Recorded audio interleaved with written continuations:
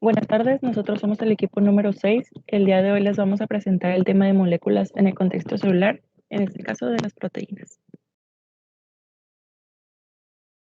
Y empezamos con definición y sus propiedades. Las proteínas son macromoléculas biológicas formadas por cadenas de aminoácidos unidos mediante enlaces peptídicos.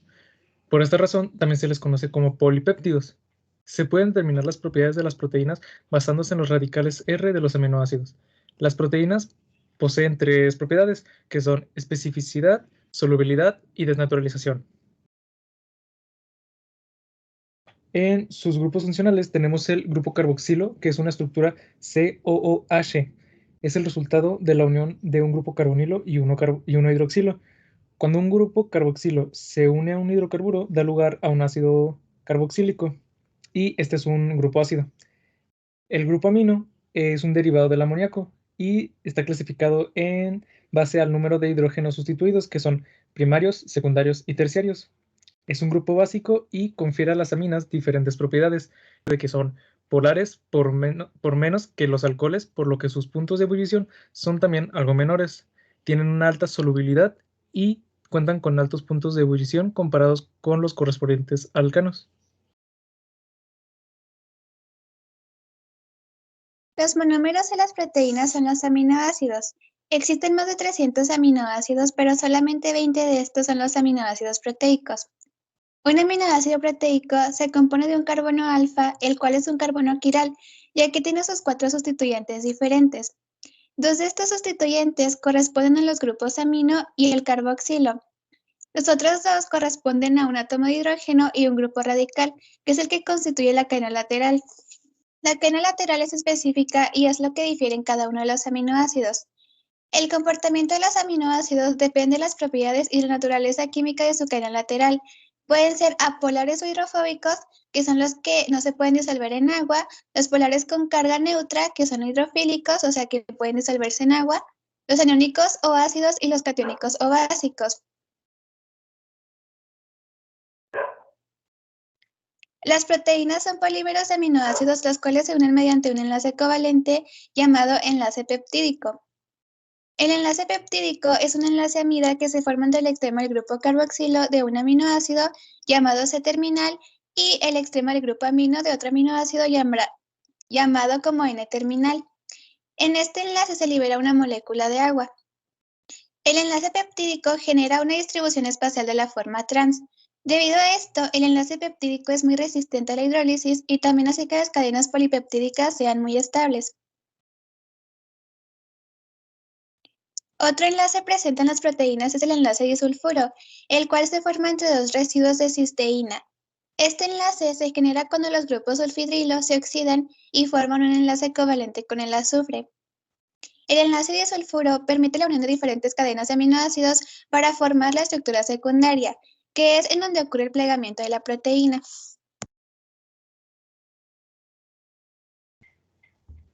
Aquí se mencionarán los niveles de estructura de las proteínas. Las proteínas son moléculas muy complejas que adquieren propiedades diferentes de acuerdo a la organización estructural de sus monómeros. Estos presentan 4 niveles. La estructura primaria. Esta es la secuencia de aminoácidos unidos por medio de enlaces peptídicos que está especificada para cada proteína de los géneros. La estructura secundaria es el resultado del plegamiento de la cadena de polipéptidos por la disposición de los extremos polares de los aminoácidos que se mantienen unidos por puentes de hidrógeno. Pueden adquirir una estructura de espiral llamada hélice alfa o una estructura plegada en láminas que se llama lámina plegada beta. La estructura terciaria es el conjunto de pliegues que se forman por las interacciones entre los grupos funcionales de los aminoácidos de las cadenas proteicas y por las interacciones con el ambiente. Finalmente, la estructura cuaternaria solamente se presenta en ciertas proteínas que tienen polipéptidos unidos por puentes de hidrógeno, enlaces disulfuro o atracciones electrostáticas que mantienen el conjunto enlazado. Las proteínas presentan una gran diversidad de funciones, de hecho son el grupo de biomoléculas con mayor diversidad de funciones dentro de los seres vivos y en sus actividades celulares. De hecho, una de las actividades o funciones principales es la función catalítica o enzimática. Las proteínas o enzimas que coordinan y aceleran la velocidad de las reacciones bioquímicas metabólicas relacionadas a procesos como la biosíntesis o la captura de energía, Un caso de estas proteínas es la carboxilasa de ribosa fosfato. También otra de las funciones es la función estructural. En este caso, las proteínas estructurales están especializadas para dar apoyo mecánico a las estructuras celulares y sus paredes, como es el caso de la elastina. Otra de las funciones es la función de movimiento-transporte, en la que las proteínas participan en los movimientos celulares que determinan qué sustancias abandonan o ingresan a la célula, como es el caso de la actina. Además, otra de las funciones es la función de defensa o protección. En este caso, las proteínas ayudan a proteger contra los daños mecánicos y químicos a los organismos y sus células, y además los defienden de agentes invasores que provocan enfermedades e infecciones, como es el caso de las inmunoglobulinas. Y finalmente, la función de regulación hormonal. En este caso, las proteínas de regulación, o también llamadas hormonas, que interactúan con los receptores de la membrana celular, modifican las funciones que están relacionadas con el control del desarrollo de las células y la activación de los genes. Un ejemplo de ellas es la somatropina. Como ejemplos, en primer lugar tenemos al colágeno. El término genérico colágeno engloba una familia de proteínas que se encuentra constituida por 20 moléculas diferentes o bien 30 cadenas polipeptídicas genéticamente distintas. En el cuerpo humano son el principal constituyente de muchos tejidos, como la piel, tendones y ligamentos, córnea, entre otros. Son los principales elementos estructurales de la matriz extracelular, teniendo como función proporcionar forma y dotar fuerza y flexibilidad a los tejidos. Están compuestos por 3 cadenas polipeptídicas denominadas cadenas alfa, las cuales se asocian entre sí formando una superestructura básica de triple hélice. Como siguiente tenemos a las chaperonas, que son cualquier proteína que interactúa, estabiliza o ayuda a otras proteínas mal plegadas o parcialmente desplegadas a adquirir su conformación nativa. Se dividen en proteínas dependientes de ATP e independientes de ATP.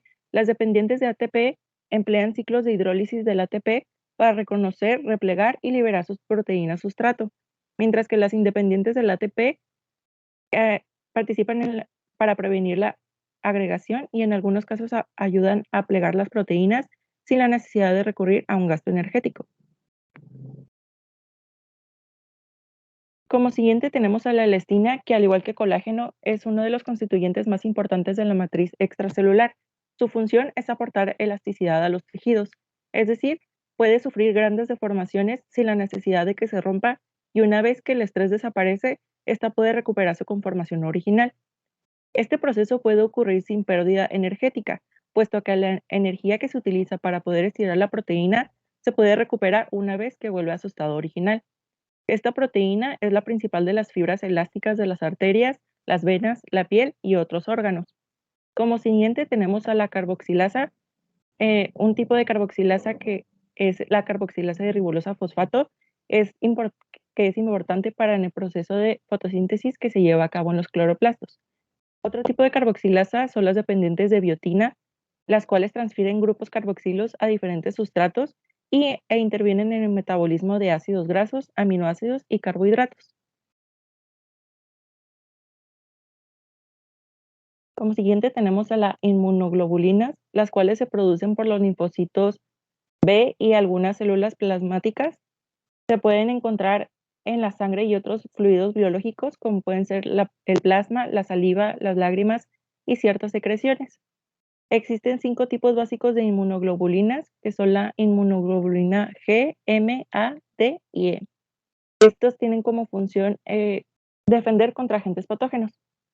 Como siguiente tenemos a la somatropina, la cual también es conocida como la hormona de crecimiento y es la encargada de estimular el desarrollo y el crecimiento celular. Esta hormona también afecta e influye en el proceso de inhibición de la glucosa, por lo cual lo convierte en un estimulante para poder producir proteínas y degradar los ácidos grasos del organismo. Esta hormona es producida por la glándula pituitaria, que forma parte del sistema endocrino. Y por último tenemos a la actina y la tubulina, que son los componentes del citoesqueleto y están involucradas en los procesos de endocitosis y exocitosis.